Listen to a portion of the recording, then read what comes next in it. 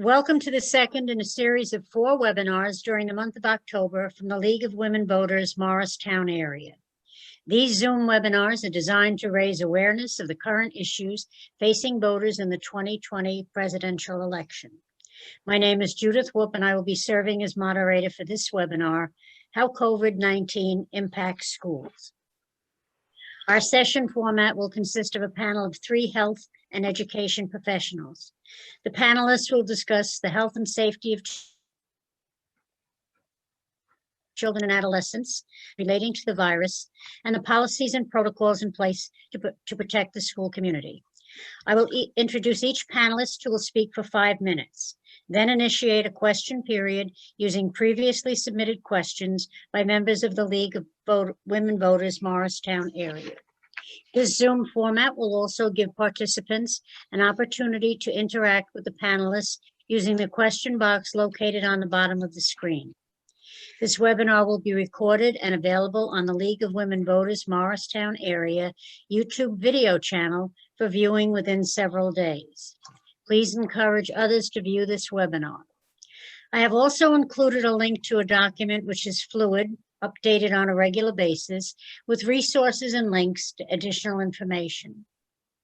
Please remember to also check your local Board of Education, Board of Health, and municipal websites for information about your school district. We hope you will find this information useful and will participate in a brief evaluation at the end of the program, telling us what your takeaway from the program is and suggestions to improve it. We hope you find this information useful, and remember to please register for the remaining seminars, Equity and Social Justice, Thursday, October 22nd at 7:30 p.m., and Voting Protection on Friday, October 30th at 11 a.m. At this point, we'll be ready to begin our panel presentation. So, welcome panel members, good to see everybody. Our panel members represent collaborative partners who are dealing with this critical issue and will focus on the impact of COVID-19 in the school setting. Our first panelist, Cynthia Samuel, PhD, RN, is currently the education co-chair for the New Jersey State School Nurses Association. She received her doctorate in health science with a concentration in healthcare professions leadership from Seton Hall University. Dr. Samuel has provided research on the correlation between school-based clinics and academic performance in the urban community children. She has published a nursing journal on the importance of school health and was featured in an NJEA commercial promotion honoring school nurses. She remains a strong advocate for health and wellness in the underserved and underprivileged communities. Welcome, Cynthia, and will you please address the viewers and speak to your role as a school nurse during this COVID pandemic. Thank you so much, Judy, for having me. Good afternoon, everyone. And my pleasure being here. The role of the school nurse is very multifaceted now, more so than ever in the midst of this COVID-19 pandemic. We have a lot to deal with our students, especially them being remote. We have mental health issues that we're addressing. A lot of our children are struggling, trying to learn remote, trying to stay focused and on task with their academics. In addition to that, they're also seeing changes in the home setting, and oftentimes they don't have anyone to lean on and to support them and to hear their concerns, because parents are busy trying to figure it out. Other siblings are busy trying to figure it out. So who better else to turn to than the school nurse? So we're dealing with that. We're also dealing with maintaining sleep patterns, nutrition, and physical activity, because not being able to be physically in the school building, they need some guidance and some support in trying to maintain their own routine. So again, the school nurse is doing that. We're also telephoning the home to make certain that all is going well. And if there's anything that we can do as healthcare advocates to assist families in addressing these unprecedented times, because it's not easy. And families also need some support. Parents need some support because parenting skills are changing. Everything is changing at this point. So the school nurse's role in this particular time is very, very challenging. And we also have to sit down and gather ourselves because we've never experienced anything like this before. And we have to remain strong to conduct our role as effective school nurses and also maintain our families as well. So it's a challenging time for all. Thank you, Cynthia. Our next panelist is Kelly Nussbaum. Kelly is a New Jersey licensed advanced practice psychiatric nurse. She is currently employed on an inpatient crisis unit in a local hospital and has worked there throughout the COVID-19 pandemic. She has been able to witness the devastating effect this virus has had on patients and their families due to enforced isolation and lack of support available from mental health agencies. Kelly, can you please speak to our audience and let them share with you some of the experiences that you have had during this pandemic? Yes, my work is primarily in the area of crisis, as we've heard, and the coronavirus certainly is a crisis. Absolutely. It affects everyone of all ages. No one is immune. And it affects everybody in unpredictable ways. Whether or not we get the virus is immaterial. It affects all of us. How we cope with this reality of worrying about it is very individual to the person and their individual coping skills. The way we live, the way we work, the way we school our children, that's all by necessity changed. And, we're sort of kicking and screaming going into this new regime, but we have to do what we have to do for everyone to be healthy.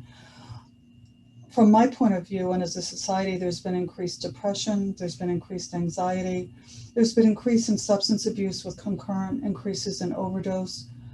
Suicide rates are up, and the hallmark symptom that I see over and over is fearfulness and hopelessness, paramount in this particular setting. For the children, signs that a child is not doing well. One of the things you have to take into consideration is who the child normally is. Are they the kind of kid that bounces normally, nothing bothers them, they sort of float through life, friends, activities, everything goes fine? Or are they kind of a fragile flower that everything, that normal things are difficult for them, or are they hard to transition? Because those type of children are going to have more difficulties in this period of time and consequently need more support. Some of the symptoms you might see are poor energy,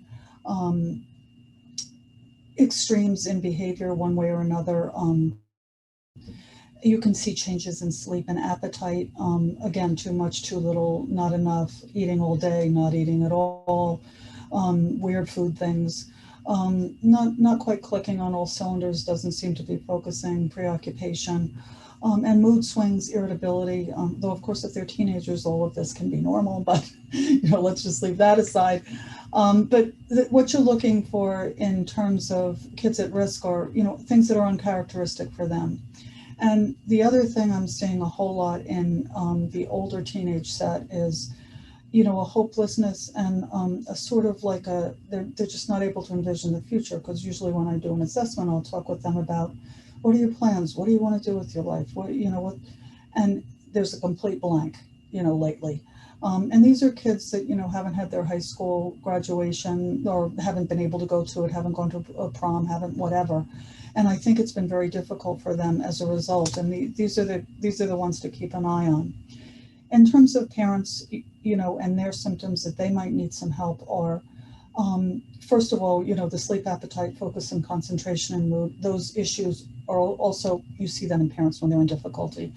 What I'm seeing a lot of is overwhelm, or a true feeling of being overwhelmed, difficulties with decision making, even small decisions, a preoccupation patients sort of, and difficulties with priorities. I mean, if you have a couple of kids trying to school at home, you know, and they're at different developmental ages, that's overwhelming for anybody. And the refrain I hear all the time is, I'm not a teacher, what do I do? So, you know, there's a lot of that, but when it goes overboard and the parent is not actually functioning very well, a lot of times we do concurrently see difficulties with the child. And I think the thing we need to remember in this instance is, you know, we sort of, the parents are sort of the captain of the ship, so to speak.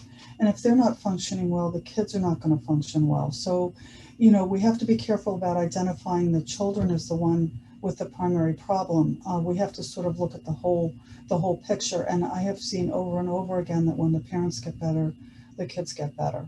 You know, we all feel better when there's less chaos in our life, when there's security, and if parents really provide that to some degree. And if they're not doing it, it's very difficult for children. So what help is there out there? You know, obviously within the school, there's the guidance counselor, the child study team, if there's a learning disability specialist, and also the school nurses we know is a great resource. Outside of that, the local mental health center is a good source of help. The thing that I'm running into right now is there's a lot of difficulty with appointments. There's a lot of difficulty with in-person, face-to-face mental health contacts, and it's really a huge issue. I'm finding that people are coming to the emergency room and actually ending up on the inpatient unit because they're looking for a doctor, they're looking for follow-up, they're looking for, you know, what they need, you know, the help that they need to go forth. One of the things that has really come out of this strong is telepsychiatry. In my other practice, I'm doing a lot of it. It's very good. You know, you have your same appointment time. The child checks in, the parent checks in, whomever checks in. You have your regular appointment. Prescriptions can be written and sent. The treatment can occur. You can also do therapy that way. But, you know, I would say that I expect my patients to check in on time and to be dressed and not lying in bed and that kind of thing. And that same kind of thing, just as a crossover, when you have kids doing home instruction or the online learning, you know, you want to have your kids dressed, you want to have them up, you want to have, you know, no bedhead, you know, have them ready for the day, sitting up, you know, hopefully at a desk or somewhere where they, you know, because school is business and that is their job. Just as like if they're in therapy, you need to be prepared for the therapy session. So I would say, you know, both of these things being equal, that's the expectation that should go across. But telepsych is a great resource because, you know, the patients can be seen within the home and the treatment can go on even in the circumstances that we're under. The only upside I've found of COVID, this whole COVID thing, is that family bonds with people with younger children seem to be actually getting stronger. Parents are spending time with their kids doing things they wouldn't ordinarily do. I mean, the mother that, you know, has to work in the evenings and is never home at night, or the father who works nights and maybe isn't working for a while and is able to kind of spend time with the kids going fishing or whatever around other schedules. I mean, there are things that family life, I think, if parents choose to see it this way, can really be strengthened as a result of this, because sooner or later we're going to be able to go back to some normal, a new normal, I suspect, but some normal. So what can we do, you know, to deal with this, the stress of this whole COVID thing? You know, kind of self-evaluate and really be aware of if we're getting overwhelmed and if we need help, and seek out help as indicated. Wearing a mask, most important thing. Me wearing a mask, you not, brings down our chances of giving each other the disease some. If we're both wearing a mask, minuscule. So we really have to wash our hands, wear a mask. You know, it's empowering. And the other thing I would say is, I know, you know, I sometimes hear parents complaining that their kids don't want to wear a mask and they're too little. And, you know, I mean, I don't hold with that. I mean, I think that is, if we're in charge of our children, this is the new normal. This is what we need to do for our health and well-being. And if we act like that is a norm, our kids will act like if that is a norm, and we will not have the issue with the children. It's important that we all do this right now so that we're not only healthy, but we're not spreading the virus to other people who may be in more danger. The other thing I would say is to have a frank conversation with your children at their developmental level. You know, if they seem to be really struggling with the whole coronavirus question, is to talk with them about, you know, hey, you know, I am scared too. And these are the things that we're trying to do as a family to lessen our risk. And what do you think? And, you know, kind of get an ongoing dialogue about it to normalize it so it doesn't get to be such a, I mean, it is scary. I mean, you know, I am a healthcare provider. I've worked with healthcare providers. I've given care to COVID patients on my unit. I mean, we're all scared. But the fact is, you know, it can paralyze us or can bring us forward, and we can live our lives as best we can through this. But having an open dialogue with our kids is a really good idea about it. And giving them the message that we'll get through this together, and kind of talking with them about the different things that you're doing as a family to not contract the virus. Or as one of my patients says, I say, how you doing? He says, still hiding from COVID. So whatever works. So the last thing I would like to say, it's, again, you know, it's empowering to do what you need to do for your mental health and for yourself. But also voting is something you can do to empower yourself also.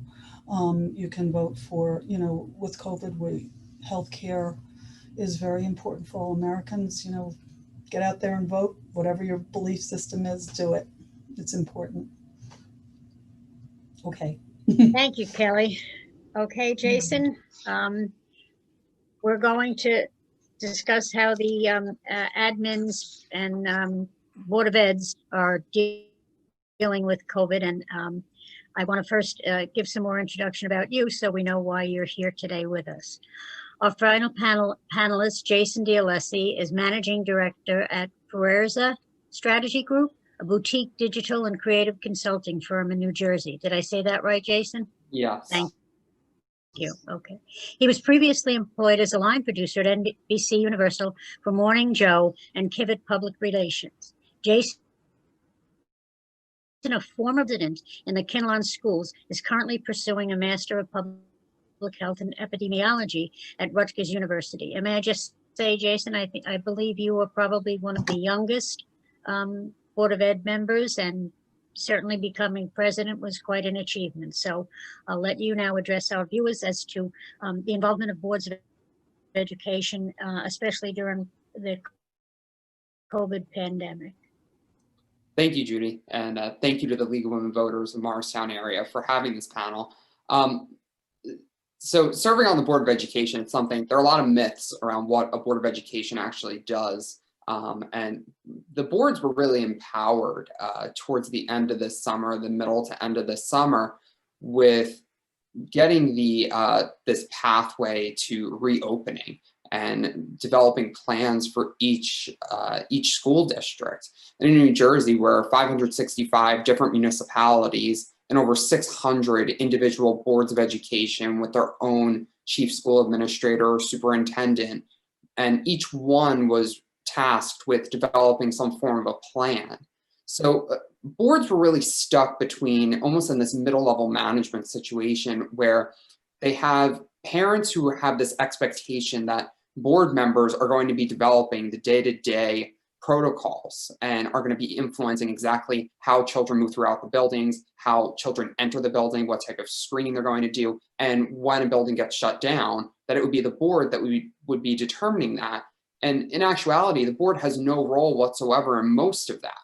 The Board of Education only hires, it's either 5, 7, or 9 members in New Jersey, and a board has one person who they hire and fire and sort of supervise, and that is the superintendent.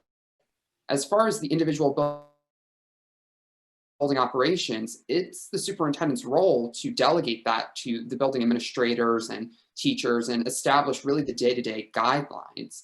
And I think in a way, I tend to believe that that was somewhat a shortcoming of the decision to toss this reopening plan to individual boards, because we really miss that macro level view of community spread and how it goes beyond just one district. And there was earlier this week, or late last week actually, there was a report from the World Health Organization that has hit the message boards where the World Health Organization stated that continued shutdowns are going to have a prolonged effect on poverty, on social emotional health, and different aspects of life. And a lot of districts, a lot of individuals have taken this report to mean that schools need to reopen 5 days a week. And the reality is that that's just not safe to do right now, especially as we head into the colder months when we see an uptick in flu activity. We know there's going to be an uptick in COVID activity. And the reality remains that, yes, there are districts that need to open because there will be ramifications, socioeconomic ramifications, if these children are not in school. And it has to do with parents being able to go to work, with parents, and going to work entails receiving a paycheck, which means being able to put food on the table, being able to pay the electric bill so that children can use whatever technology they have at home so that the internet is paid for. Those districts absolutely need children in schools. Our students with special needs need to be in school. But then there's sort of this fringe area where there are some households where maybe one or both parents either don't work or are working from home sort of indefinitely. And in those cases, those students in a way really need to be on the hybrid at the very least, or perhaps a full virtual model, because we need to be taking students out of school to eliminate that community spread. And that's where tasking boards of education with determining the policies and directing the superintendent how to operate their district at the micro level kind of misses the mark, is that board members aren't able all that much to collaborate to determine how their decision is really impacting the districts around them. And they're only held accountable by the voters in their district. And that's where I think we're missing the mark right now. And it's very challenging. I've sat there and I've listened to the comments for 3 years. I listened to the public comments and it gets grueling. I've seen board meetings that are going until 2 or 3 o'clock in the morning right now, focused on changing how students move throughout the buildings, whether or not lunch is served or available, bus routes, all these conversations that really, it's not the board's responsibility. And some of these conversations in some areas are really taking away from the work that superintendents have to do.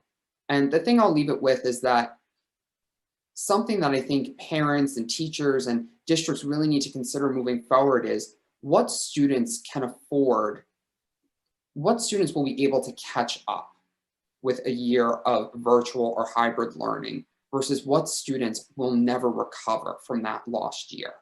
And discerning that when making these plans moving forward, that's what I think is going to be critical. And that's what I think boards of education should really be focused on, is making certain that no child in New Jersey falls through the cracks and loses that year of learning that they can't recover from, but that those who can still learn at home or can catch up at some point in the future, that we make sure that boards are making the best decision that's going to eliminate the community spread as we move forward. Thank you very much, Jason. Cynthia, can I just go back to you and ask you about some of the issues that the children have there in school, especially kids with special needs? And as Jason says, you know, developing plans for moving throughout the school buildings during the day. So could you just inform us a little bit more about something like that before we get to the questions? You have to unmute yourself.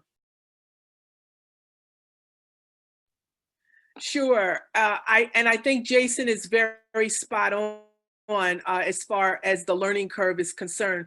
My concern as a school nurse is that a significant amount of these kids are already grade levels behind, and they're suffering even more because even before the pandemic, it was a matter of addressing their learning needs. And now with the pandemic and having to be home, they're missing out on that instructional continuity as well as student interaction, which also contributes to the growth, development, and well-being of the child. What needs to happen at this juncture is to determine a safety level, especially for the special needs children, because special needs children do need that interaction. They need that close one-on-one learning environment that unfortunately remote just doesn't provide, because special needs children, they have special needs. And when you're home and you're away from your teacher and you're away from other students, because peer interaction and peer tutoring also contributes to that learning and richness, and being home and struggling, trying to figure out how to stay on task, how to turn on the computer, how to navigate around the computer, contributes to the frustration level of these children. And when you're not able to grasp the lessons as you need to, it's a very unfortunate situation. So as school nurses, what we're doing is we're trying to converse with the parents, find out what exactly is transpiring with the child, and seeing what we can do to intervene to help promote that learning and that wellness. Because when a child is frustrated, especially when there's special needs, it's hard to determine specifics, and it just mushrooms into other entities like sleep, trouble sleeping, sleep loss, mood swings, frustration, acting out. And to intervene as early as possible to kind of contain some of those behaviors is very important, especially with special needs. And these children, at some point, they really need to be back in school. But the dilemma is, at what level do we consider it safe enough? And the negotiations are vast. What do we need to do to address, especially the special needs population? Thank you. Thank you very much, everybody. Now what I'm going to do is I'm going to turn it over to Barbara Coopersmith, who is going to read questions that have been submitted previously by League of Women Voters from the Morristown area. So Barbara. Okay, there we go. We'll click there. So thank you very much. I will remind people that are attending today that if they'd like, they can put questions into the Q&A in addition to these questions that I received beforehand. So my first question is, what happens if a child or teacher becomes ill with COVID symptoms while at school? And Judy, I'll let you decide who should answer that, or Well, I think somebody wants to answer it. Raise the hand. I think probably what we'll do is we'll have Cynthia answer that, since she's one of those frontline workers in the school. Okay, thank you so much for the question. If a teacher or child becomes ill in school, well, I'll start with the child. If a child becomes ill in school, of course, you're going to do the initial nursing assessment, and you're going to definitely take the child's temperature, and you're going to obtain objective and subjective data. And if the child is febrile, you're definitely going to notify the parent and have the child come, have the parent come pick up the child. It depends. I think now more so than ever, it's going to depend on whether or not the child is having a temperature. If they're not having a temperature and it's a stomach ache, or something that laying down or TLC can handle, then we'll go that route. But definitely keeping the parent informed as to what's transpiring with the child.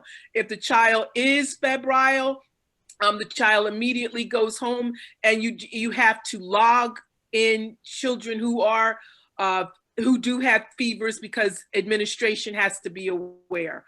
A similar situation with the teacher. If the teacher comes in and says, I don't feel well, you're taking a temperature. Everybody's temperature is going to have to be taken now for that specific reason. If a teacher has the temperature, you're going to notify administration. And according to the district guidelines, the teacher may have to stay home and quarantine. Same deal with the child. But if the teacher does not feel febrile, it depends on how the teacher feels. If they feel they can carry on with the day, they would let administration know. If they can't, then accommodations would have to be made accordingly. But the key thing is paying attention to what the symptoms are, and definitely if they have a fever or not, because that's going to pretty much outline the plan of care. And as a layperson, can you just tell me what febrile means? Fever. Okay. Sure. All right. And Fever. kind of somewhat piggybacking on that is there a policy or protocol for testing or tracing in the schools on a regular basis? You're asking me that question? Yes. It depends on the school district. Every school district is going to have to review that that protocol.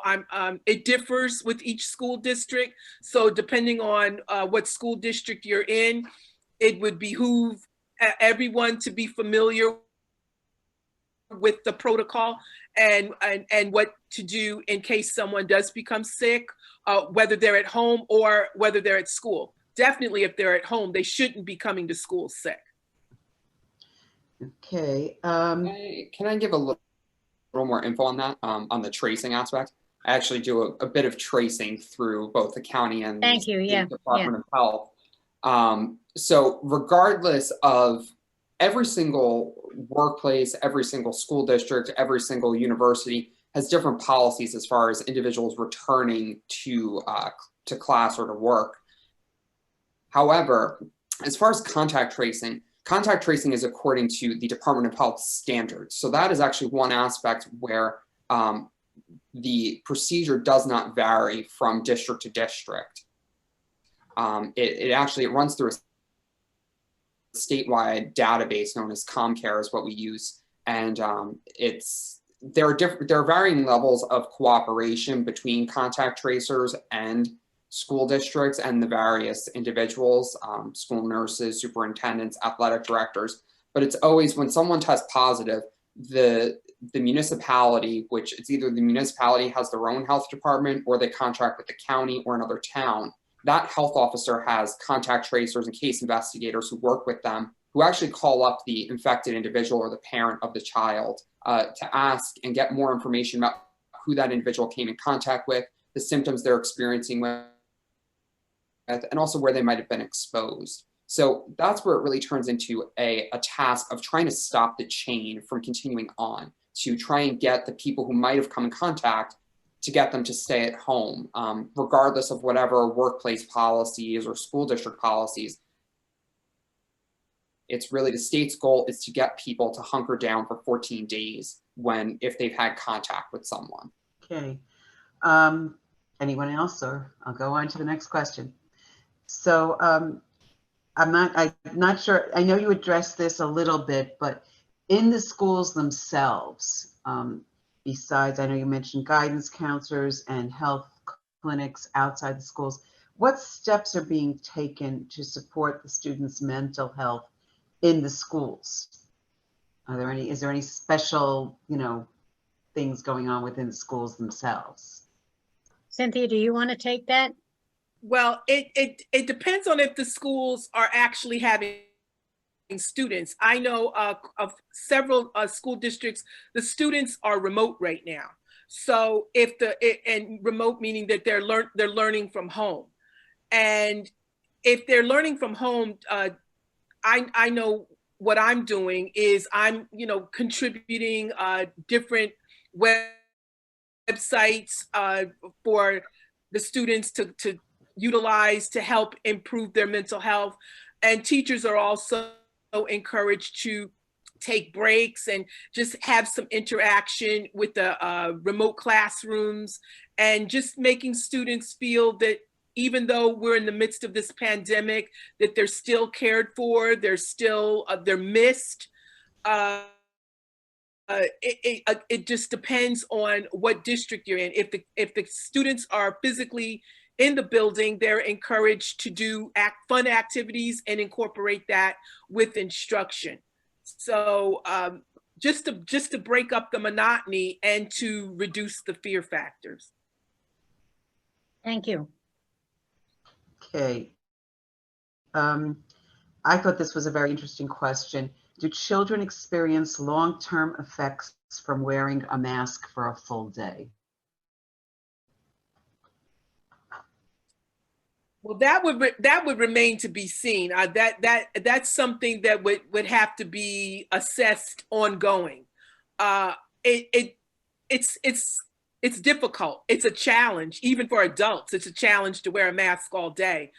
Again, if the students are home remote, then it wouldn't be as significant as if they're in school, and that's something that everyone would have to look at and kind of share stories and come up with some commonalities. I've seen where kids take a mask break, but that is contingent upon them being social distanced. If social distancing is a problem, then the masks are required.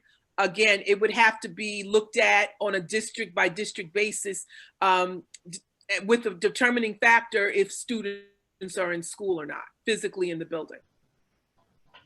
Okay. Next Thank you, question. Cynthia. Next question. So it's hard, we know, and you addressed it a teeny bit, but it's hard, we know, for the kids to miss school in person. But what are the balances, and Kelly might be better at this one, the balance, even though psychologically, maybe learning wise, it's not good to not be in school with the kids, but I guess balancing that against the risk of spreading spreading COVID more. Is it, is it terrible for the kids, even though it puts them back a little bit, for them to miss a year or 6 months of school in person, as opposed to being sure that they're not spreading the virus by being in school? I think the reality is that, it has to happen, and I think it's how we present it. But I also think that there are ways to, to have socialization go on. I mean, you can meet a friend in the park and social distance. You can, you can create opportunities for kids to socialize under the correct circumstances. But I think that, the reality is that we have to do what we have to do, but we have to figure out how we can manage it to meet some of the needs. It's never going to be perfect. It's never going to be the way it was right now.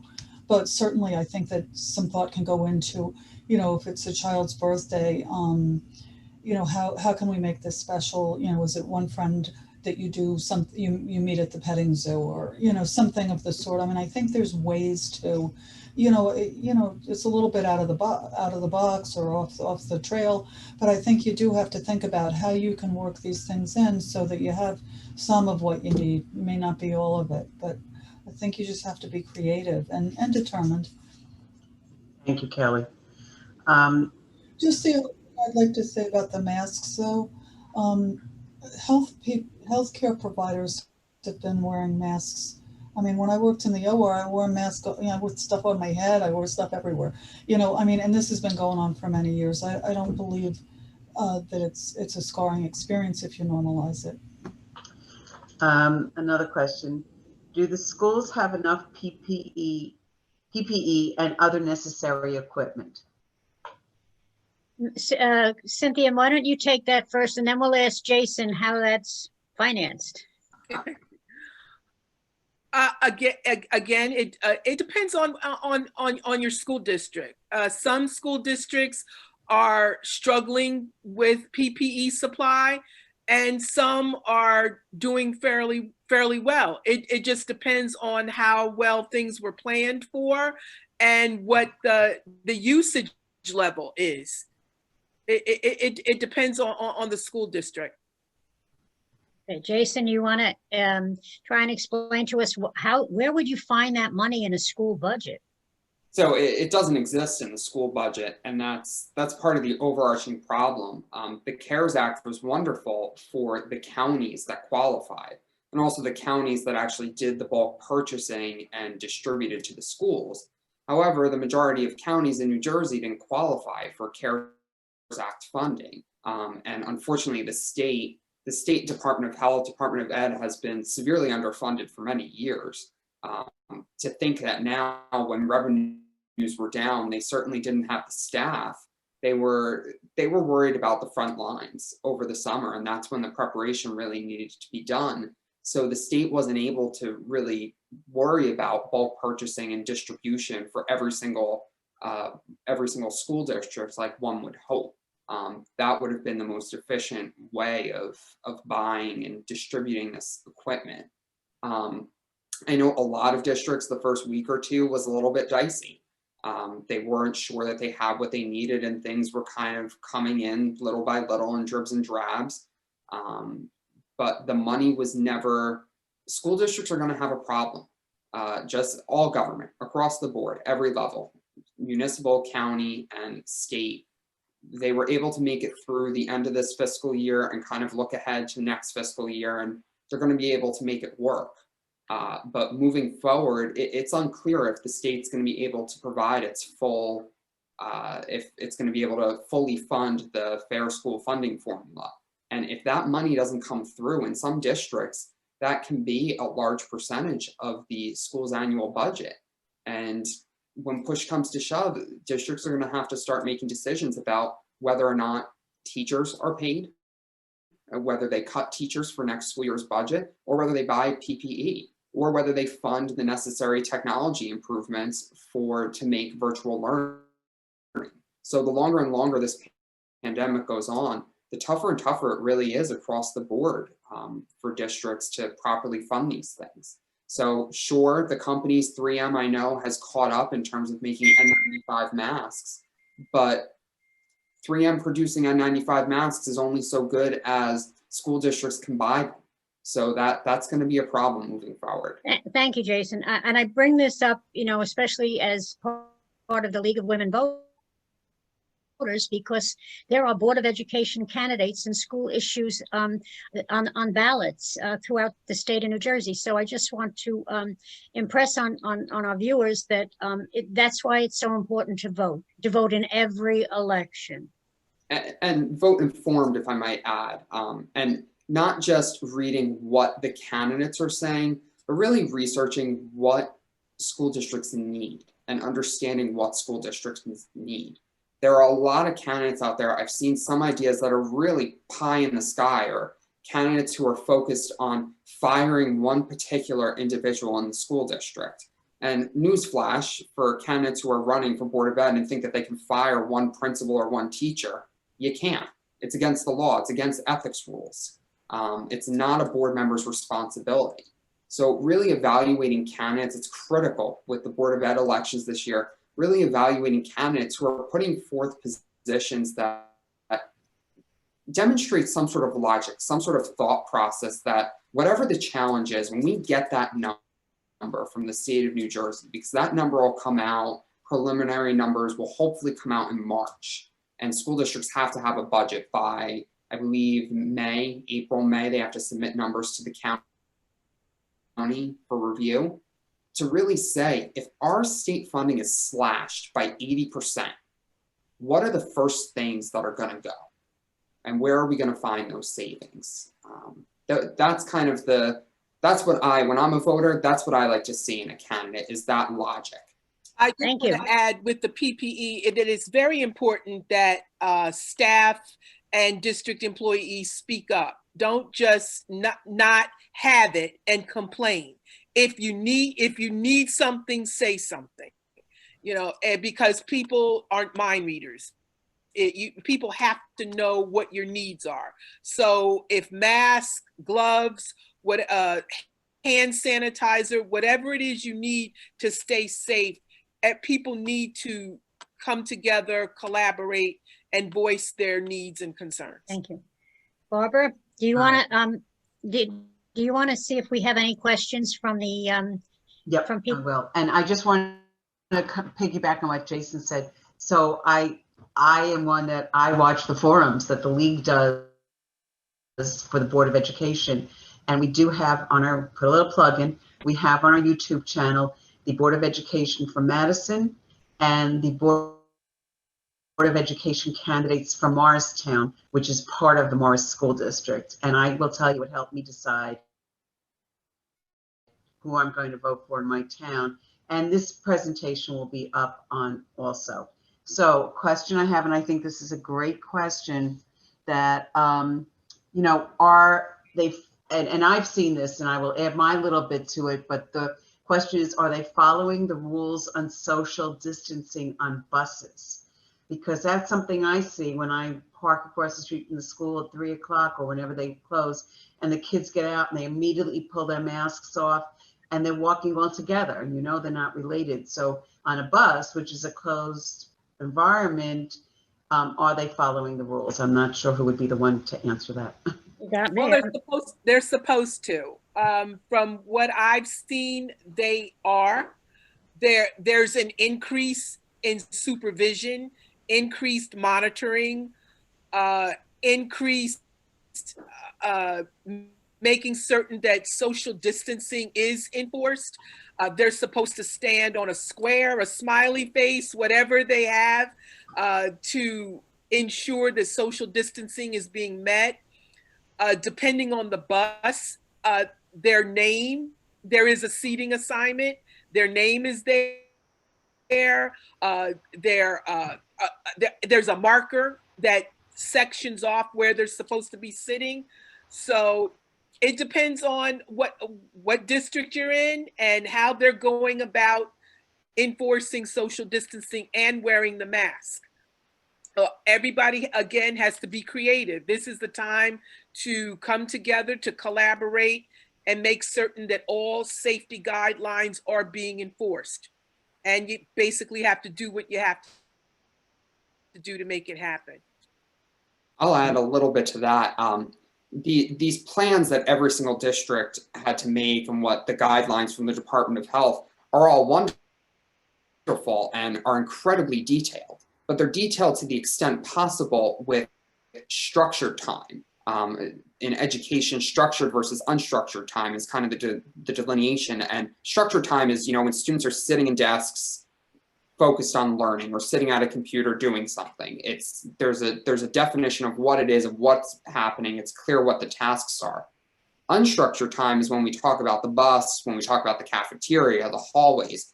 It happens to be that the unstructured time where we're having issues with social distancing and those safety measures happen to be the exact same places where we have issues with bullying in schools. It's the number one problem for board members. Every single HIB, 90% of them that board members see, it happened on the bus or in the cafeteria during an unstructured time. And the lack of compliance with wearing masks, with social distancing, it's happening on the bus or in the cafeteria or in the hallway. And that's where, when we look at why schools are slowly reopening and potentially not reopening this winter, that's the reason why. It's those unstructured times. It's not when there's a teacher in front of the room teaching a lesson and supervising students. That's not what the primary concern has to be. It has to be when the students are not supervised, when they're not standing on the square as they're supposed to, when they're not wearing their mask on the bus, or when they get off the bus and the pod suddenly grows to 10 or 15 kids who have their masks off and are all playing around on the grass. Yes, that's great, but we just exposed how many different families to now how many different classrooms of students. So that's moving forward. I think that's something that districts and boards and the State Department of Health have to do a better job of, is really educating the public on what unstructured environments are. And it goes beyond education. It goes into recreation. We saw that Governor Murphy signed on Monday night. He signed to allow indoor sports to take place, competitions for the first time since February of last year, or of this year. And the issue is not when people are playing the game. It's when they're hanging out on the sidelines, when they're in the hallways before or after the game, when they're hanging out in the parking lots, in locker rooms. That's where the spread is happening the most, and it's unstructured. So both in education and outside of school, we all need to do a better job of recognizing that and taking steps to be more compliant with the guidelines. That's a great point, Jason, because that's what worries me. And does anybody have any suggestions about how to make the unstructured time where people, so the kids aren't, not following the rules? Any suggestions? And you may not have any. Okay. I don't know. It's a sticking point when we talk from the public health side. When we talk about health education, it's right up there with trying to get everyone to eat healthier. It's about developing habits, and it takes time. It takes 6 months to develop the foundation of a habit.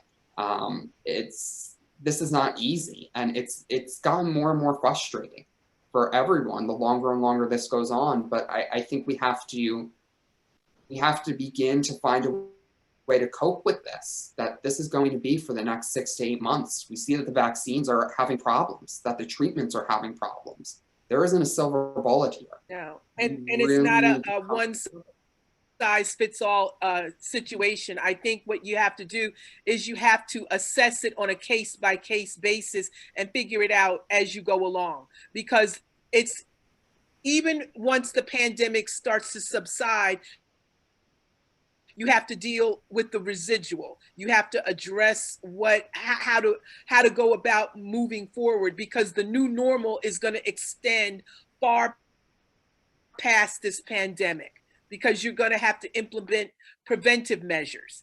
You have to look at a possible second wave. You have to look at even if there is a vaccine, how is it going to? You have to figure out, what's going to happen after that. So you have to kind of like wait and see. It's basically going to be an extensive wait game. And the last thing I'll add is that I think now is the time to start thinking about what next year looks like. Something that I think was a missed opportunity was that a lot of districts didn't start school a week or two earlier in August, when the rate of transmission was lower in the state of New Jersey. And now we're seeing a major uptick. And there was the possibility that had we started school, say, August 10th, that we might have been able to push it where we take a much longer break from Thanksgiving until mid-January. And by then, maybe there was a vaccine or some other measures, really avoid the crux of what's known as flu season. There were those, we missed that opportunity, I think, because truthfully, everyone was so busy at the Department of Ed and Department of Health trying to make school work. But I think now is the time for some policymakers to start thinking, what if we extended this school year into July and only took a month off and then started in August of next year, if we don't have any serious vaccine candidates? I think that from a policy perspective, that's the type of logic we need to start thinking about. Well, also from a healthcare perspective too, and I think what has to happen, and Jason is very much on point, we have to have these discussions, because there is a possibility that the school calendar structure has to be altered to accommodate the effects of this COVID-19. And the key point here is people have to start talking. They have to start communicating. They have to start voicing their concerns, because now the cold weather is starting to set in. And also we're going to be possibly witnessing a whole new set of problems. So I think people have to, an awareness factor has to be introduced so we can explore the different options that we have to promote wellness and a quality education for every And that's child. my question, piggybacking on that again. Is there anything the general public can do to push the school district, so the Board of Ed, or whoever will be, involved, to start doing that kind of thinking? Can we say, hey, we want this to be planned better for next year. Start thinking about now. Who could we get in touch with, or, things like that, a local board, a local, superintendent, the state, whatever. As a board member or a former board member who's witnessed too many long meetings on minutia, these are the conversations that we need the public has to start having with their boards and their superintendents. The number of, my mother is also a board member, and I hear her constantly say that another parent emailed about some teacher who had some technical glitch. Technical glitches are going to happen. And the board can't, if the board needs to be thinking about these higher level items, looking towards the future, they can't be worrying about why Mrs. Jones' class lost a period of reading, of virtual instruction for reading. It's one period in one district. We need our board members, we need our superintendents, we need our directors of curriculum, our directors of special services focused on these higher level conversations. And right now they're really, really stuck in the weeds of this minutia.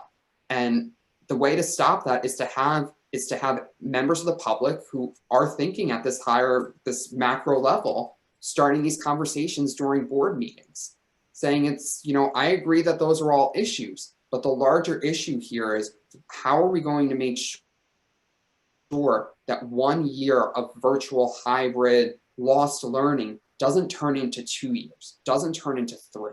What is our plan for the future? And these conversations need to be starting sooner than later, because we're already into November.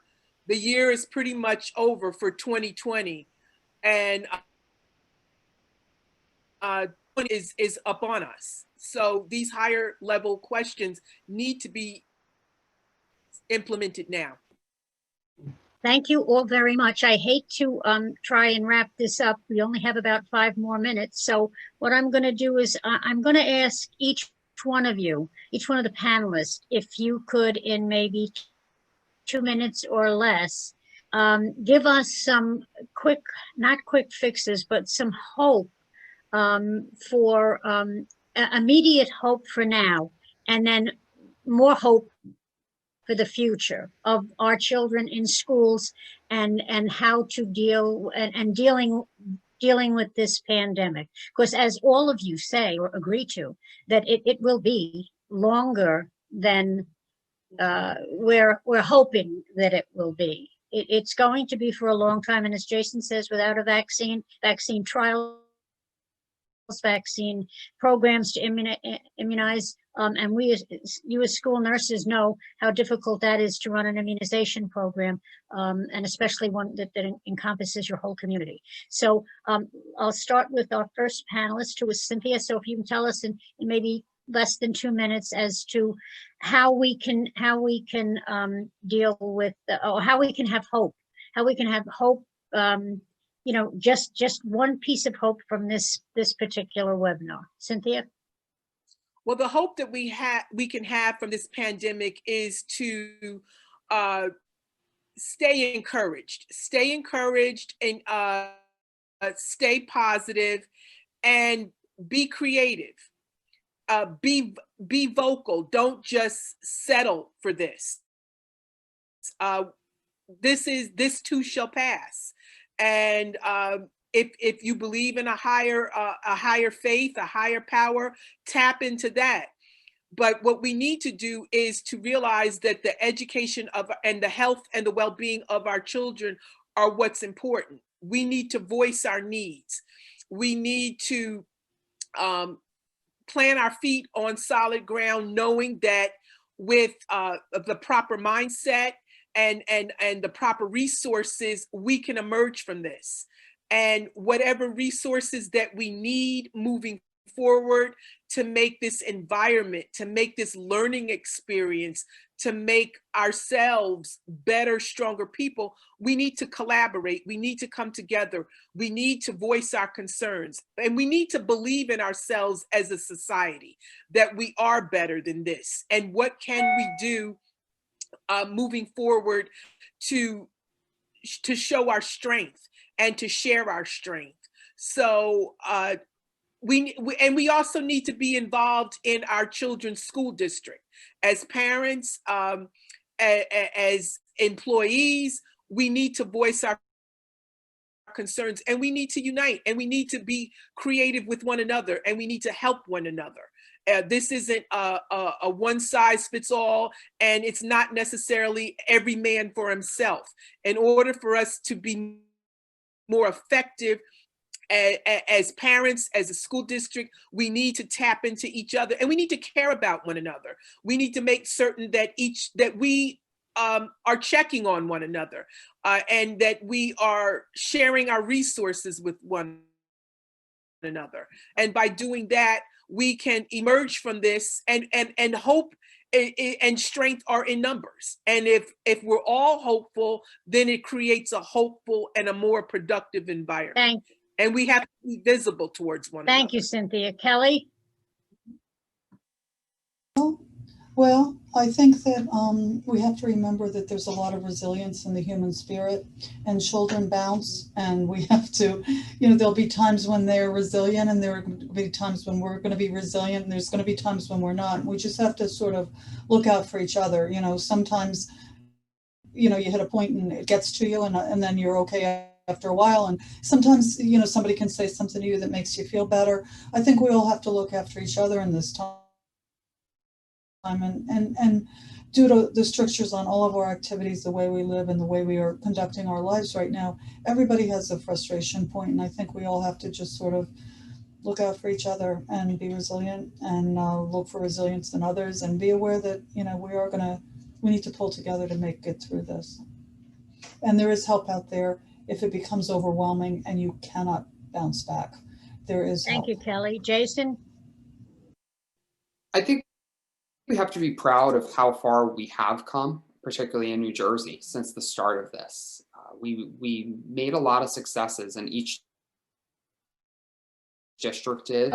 Districts weren't doing any remote virtual instruction for the most part at the district level. Even the high achieving districts such as Kinnelon, where I was a board member, we were in a consortium, and we weren't really managing our own remote learning prior to this pandemic. And now we made the transition. And was it bumpy? Yes.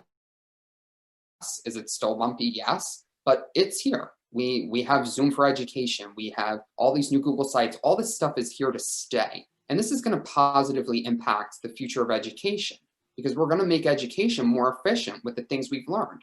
We're going to eliminate the parts over time that aren't working out too well. But this is going to make our education system better.